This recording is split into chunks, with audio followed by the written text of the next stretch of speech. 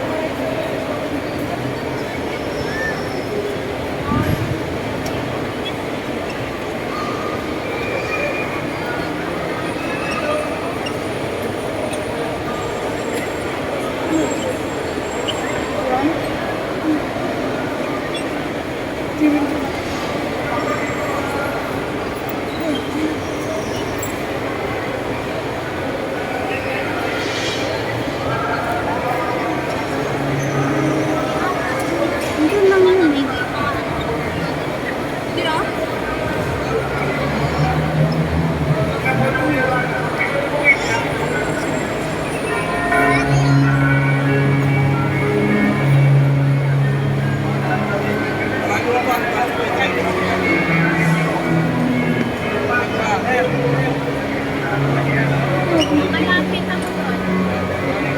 Ha? Malapit ako doon. Sa unang-una. Pwede naman lumapit.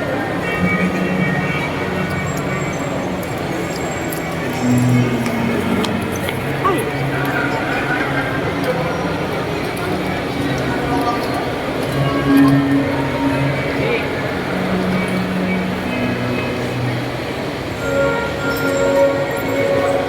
Doon talaga sa dulo. Saan ka naman? Ayan, doon sa gitna. Wala ko lang.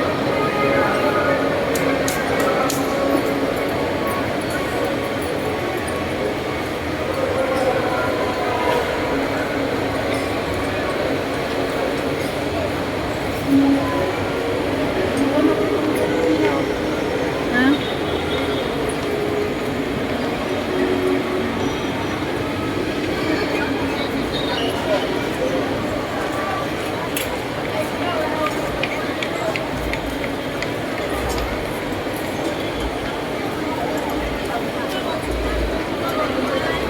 Ano, Jeff? Ha? Ito ang pela? Tanungin mo siya. Saan mo? Magsisimba po ba kayo? Hindi, yun sa Dito po, di po dito ang pasukan, nasa kabila po. kabila. Wala na doon. Dad, pati ano po? Dito po kayo pumasok, hindi po dito. Yan po, ayun po yung Yung, dito. yung pahalikpe, saan? Pag may Dunkin Donut po dyan, dito po, kumahanap po kayo dyan. St. Benedict Building, doon po ang pasukan. Palabusan dito sa likod. Ito po, Dunkin Donut po. Salamat. Maraming salamat po. Huwag ka na.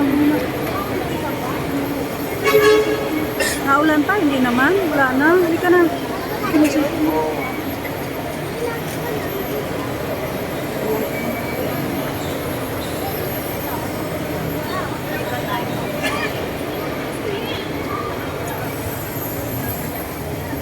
Saan pa? Lagay mo yung sombrero mo sa ulo mo. Doon daw.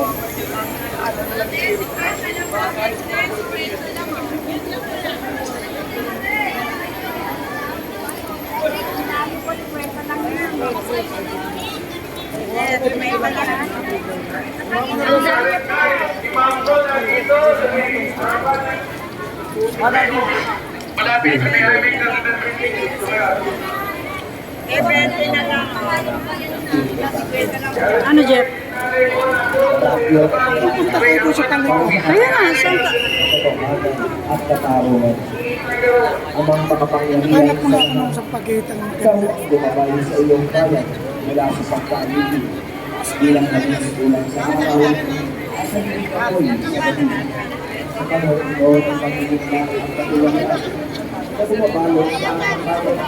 Kailangan sa ito ang iniwanan na nagkakaroon sa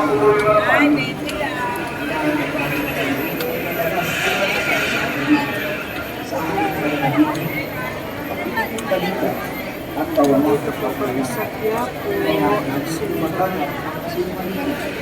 at umusbong pagkakilagay sa kawalan ng pagkakasakya at ibig mo ang aming mga puso sa kasalanang bumubulan at sinisira kasalanang umaagaw ng pagkain sa mahihirap at pag-asa sa buong bayan.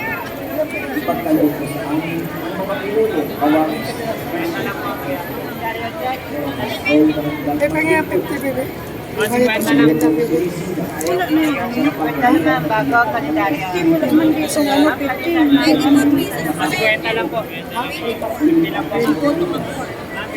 ang pagdaraya, isang katarungan at ipagkaroon Ano man yan?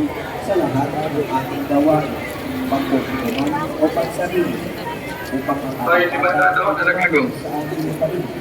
Tulad ng ating nakakatuwiran ay lumagasat sa parang Papunta tayo doon sa palika. We will. Ito doon sa may Dunkin' Donuts. Saan yan? Ano yun? Nina! Oh, dyan. Halika na, Will.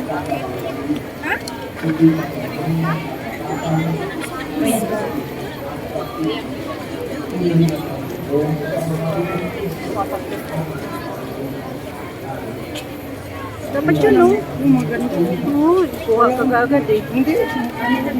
Pero nga naglasan man choices. Sa bebe, Wala akong bariya eh. Ba't yung nangyayari? Mamamaya na lang, babalik pa man tayo.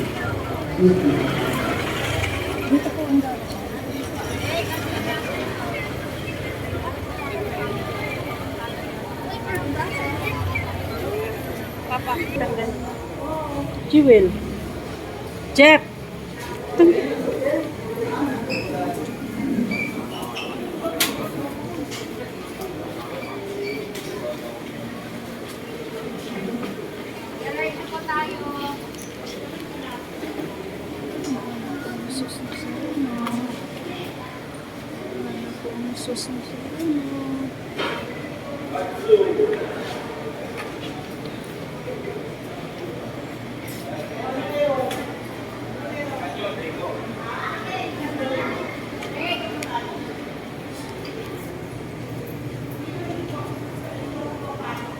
Excuse me.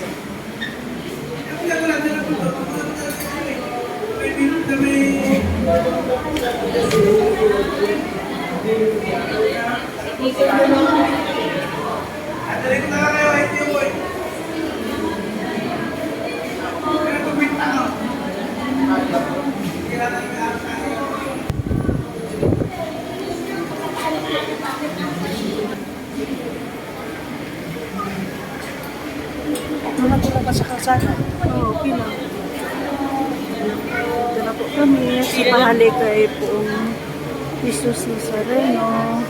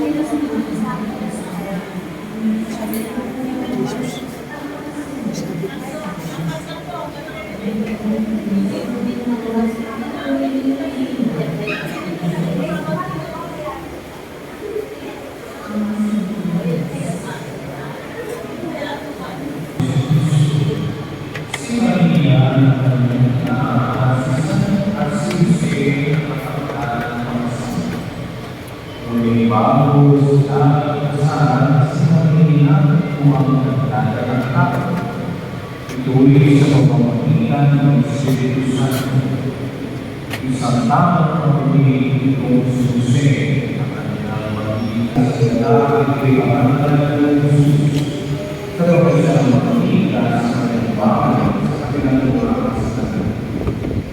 Nangyayari ang nakakatayo upang mapapagasihan ng Panginoon sa pamamagitan ng pamimigay sa dalaga Chiwela.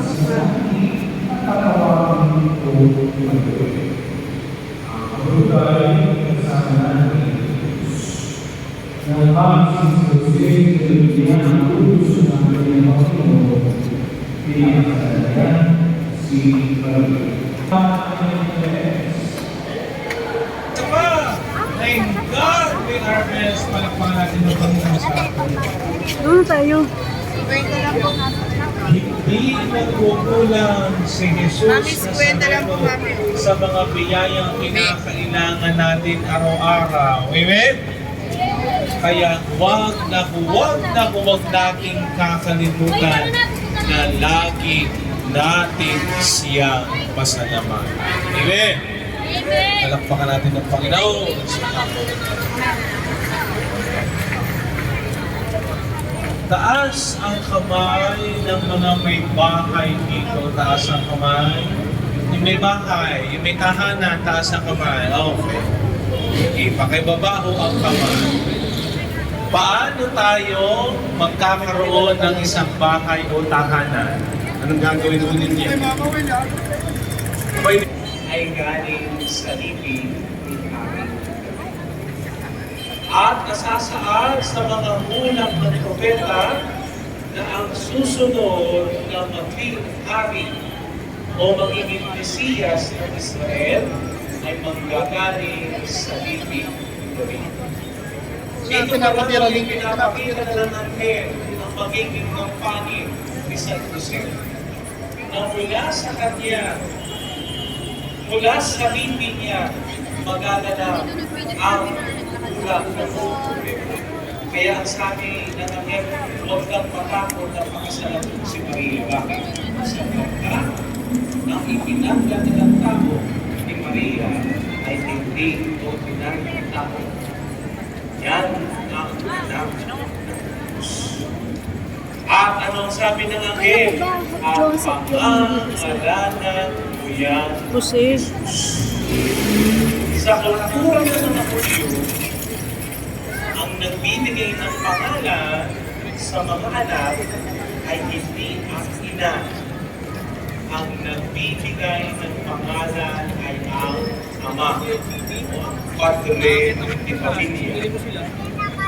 At sa ritual ng pagtutuning ng sanggol o yung anak niya, doon nagaganap ang pag-angkin.